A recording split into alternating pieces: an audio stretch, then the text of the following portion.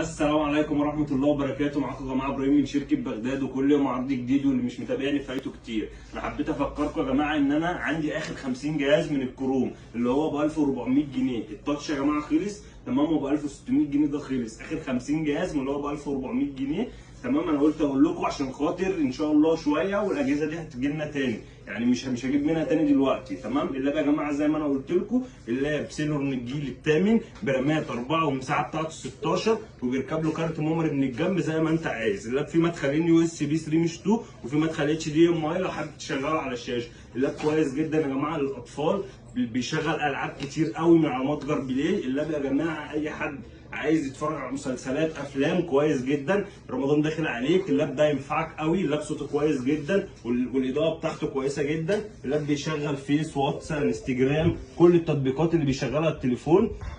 واللاب صوته كويس جدا يا جماعه، ودي الصوره بتاعته.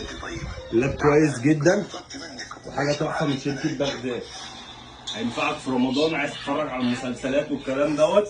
كويس جدا. والستيكر ده يا جماعه، الستيكر دوت بيتعمل ب 75 جنيه. ده شكل اللاب الاساسي تمام. لو بقى ممكن تلاقي في خربوش بتاع عايز تخليه زي كده ب 75 جنيه بس، وفي اشكال ثانيه زي ما انت عايز ب 1400 جنيه يا جماعه. اللي عايز يخش يكلمني. اخر 50 جهاز. ويا جماعه اللي خد الجهاز دوت يا جماعه يخش يكتب في التعليقات